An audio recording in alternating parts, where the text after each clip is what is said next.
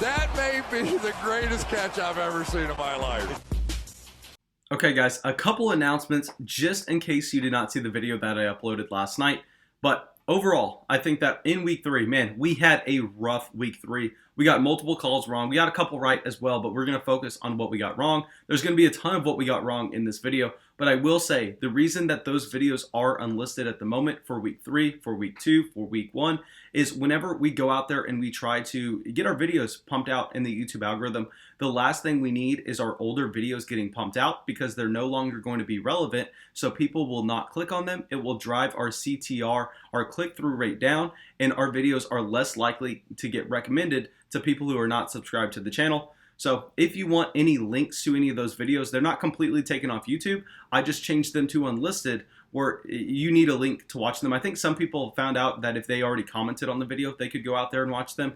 But yeah, regardless, they're not turned, I mean, they're not deleted or anything. Just if you want them, shoot me a DM on Instagram or Twitter, and then I'll get that link for you. But yeah, we got a lot wrong, guys. But on the other hand, thank y'all so much. 8,000 subscribers. I truly, truly appreciate it. I mean, we are just skyrocketing, and it's because y'all going out there, y'all liking the videos, y'all commenting on the videos, subscribing to the channel, turning notifications on, and I mean, y'all are just the best fantasy football audience on YouTube. It's not even close. I mean, there's a reason that we went from 2,000 subscribers to 8,000 subscribers in a span of 2 weeks. I mean, that is absolutely insane. It took me a year and a half to get to 2,000 subscribers by uploading a video almost every single day, and now we're already here. Guys, we are blowing up, and it's all because of y'all. Thank y'all so much. I truly appreciate it. But let's get into the video, and let's talk right away. I want to talk about a player that I got horribly wrong in week 3 because I just want to get it out here.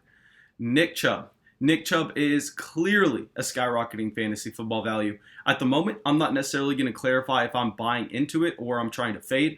I think that you will see that later on in the week whenever I go through my trade videos. But regardless, we're looking at Nick Chubb's week 3 performance where he went out there, got 19 carries, 108 yards, 2 touchdowns, and a reception. So obviously, I told y'all in week 3, I was afraid that if this Washington football team's front 7 could get to Baker Mayfield, that this overall Browns offense was not going to be productive. I was really, really worried about that. And I mean, we come out and just see that the Browns are rolling. I mean, it's really surprising. I thought that the reason they were able to beat up on Cincinnati in week 2 was we understand that Cincinnati had a couple main defensive linemen for them actually out that game. And I thought that was how we were able to see the overall offense of the Cleveland Browns go and have that massive bounce back from week 1. But I don't know. Maybe maybe the Baltimore Ravens are just that good where they made the Cleveland Browns look like a college football team in week 1. And we're going to see on Monday night exactly how good the Baltimore Ravens are going up against the Kansas City Chiefs. But at the moment, it looks like Nick Chubb and this Cleveland Browns team is actually going to be one of the better offenses in the NFL, which is extremely surprising to say. And guys, I will come out and just reiterate what my stance on Nick Chubb has always been. I've always said that he is a fantastic running back in terms of running between the tackles and his athleticism. I was never arguing about Nick Chubb's talent. I always made that clarification whenever I talked Nick Chubb. But my stance on Nick Chubb was that he was a committee running back on a bad offense that was really the grinder on the bad offense. So, I did not like his role, but it looks like we understand that with his talent, if this offense is going to be productive, Nick Chubb's going to be productive. And it's that simple.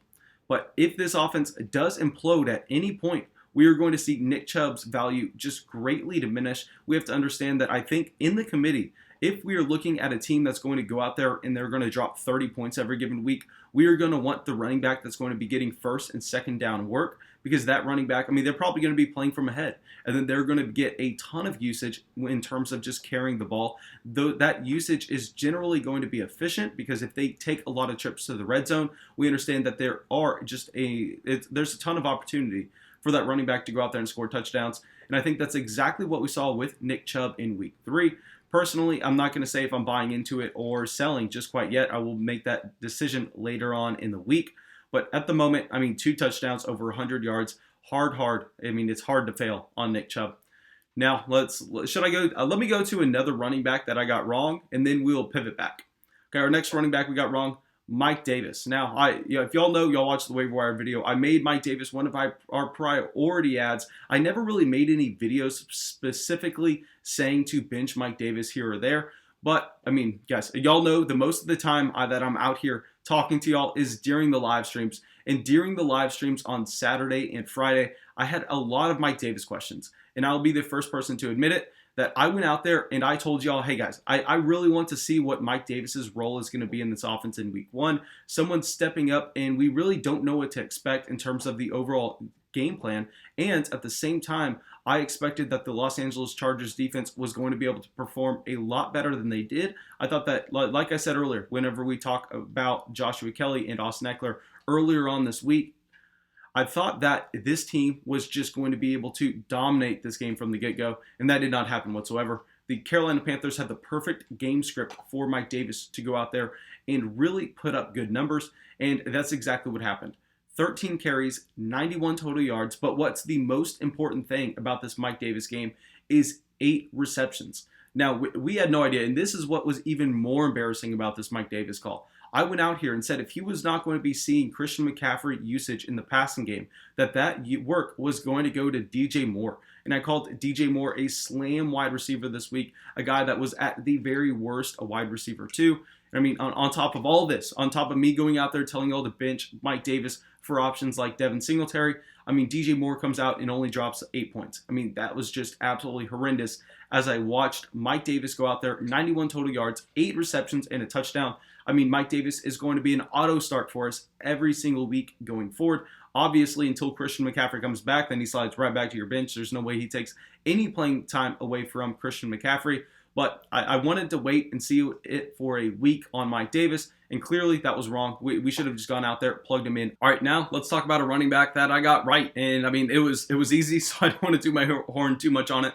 But Austin Ekeler went out there and completely smashed. Y'all know every single live stream I was telling y'all, guys, generally I do not like starting 2 running backs from the same backfield. But if there's one spot you can get away with it, it's going to be the Los Angeles Chargers going up against the Carolina Panthers. I told y'all, I mean, the Carolina Panthers gave up the most points to the running back position in 2019. They had done the same thing so far through 2020. The Panthers are the worst and youngest defense in the NFL, and I thought that both Austin Ekeler and Joshua Kelly were going to be smashes. Well, I mean, we got Austin Ekeler right because he went out there, and what was most impressive about this Austin Ekeler game was 11 receptions. I mean, this is something that we were not going to see with Tyrod Taylor whatsoever. So I think that you were going to hear a bunch of people coming out here and telling everyone, hey, I mean, y'all were idiots for letting Austin Ekeler fall to the second round. But in reality, if we see that Tyrod Taylor does not get that punctured lung, if we don't see Justin Herbert coming in too early, who knows what was going to happen with Austin Ekeler. But regardless, it does not matter at this point.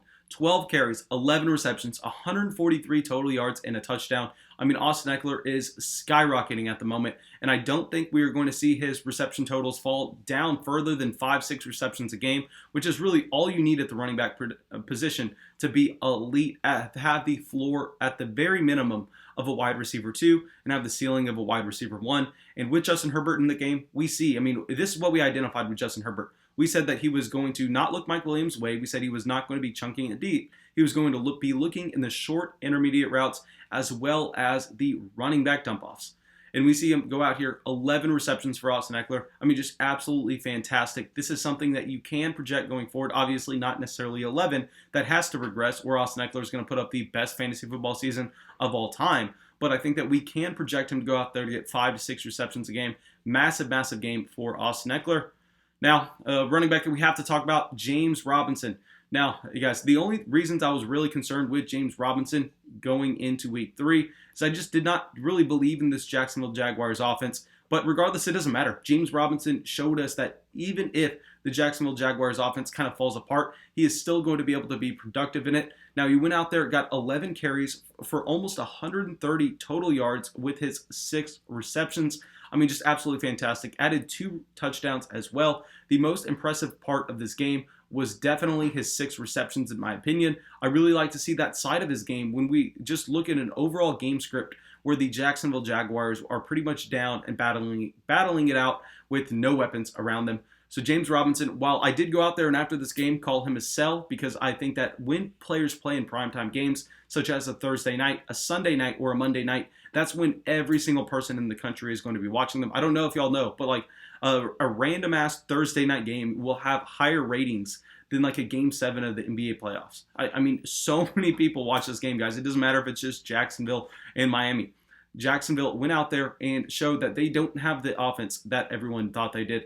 They really are going to have a hard time moving the ball down the field unless DJ Chark comes back and is able to get things going soon. And if that continues, I think that it's going to be very hard for James Robinson to go out there, put up this kind of production, even though it is very encouraging seeing him get 6 receptions in this type of game script. But at the end of the day, I think that we are going to have to come to terms with the fact that we understand that these teams go and their overall output correlates so strongly with the running back points scored that if this continues, I mean, James Robinson is going to have to see his production dip. But regardless, I mean, it's in the range of outcomes where Gardner Minshew bounces back. We see this team put up 30 points a game, and then James Robinson is an RB1 the rest of the way. I'm not saying that's not possible, but we have to understand the downside with it as well. Okay, our last running back we were going to talk about now, guys. This one's going to hurt. I was seeing Nick Chubb and this one player just go off on Sunday, and I was thinking, like, Mason, how are you going to come out here? How are you going to show your face? I don't even know how I'm going to live stream tonight. It's going to be tough because I told y'all to go out there and sell Dalvin Cook. I said that with Dalvin Cook and only Adam Thielen going in this offense, they were not trying to run enough plays. They were not getting the ball down the field. They were too ineffective, and I did not think Justin Jefferson was going to step up and help them anytime soon. I thought Justin Jefferson was going to be a later breakout in the season, but I mean, we see Jefferson come in, drastically change this offense with a major breakout, and obviously that is going to drastically help the superb talent in Dalvin Cook, who goes out there, 22 carries, almost 200 total yards, 2 receptions, and a touchdown. I mean, just absolutely insane. Dalvin Cook is skyrocketing. We are seeing Justin Jefferson transform this offense. I don't think that they're necessarily going to be this efficient and this productive every single week, but we have to understand that even if they are an average offense in the NFL, Dalvin Cook is going to be able to be extremely, extremely productive because he is that 3-down running back who commands so much of their work. So as long as they are moving the ball down the field, which was the entire concern around this Minnesota Vikings offense, with them just not wanting to run plays and with them not wanting to go out there and push the ball aggressively, I think that, I mean, I'm going to have to change my tune on Dalvin Cook. Clearly, he is still a top 5 running back. And guys, I'm very sorry. This was a horrendous call. I did not expect Justin Jefferson to be able to come in and really help this offense this early on. But yeah, that's all I got for y'all, guys. I really hope y'all enjoyed the video. Please go down there, leave a comment with just one other running back that I may have missed that you truly believe they have their own fantasy football value rising. And guys, y'all know we will be getting y'all videos out all throughout the week. Just make sure you're subscribed, have that bell on, and I'll see y'all in the stream tonight.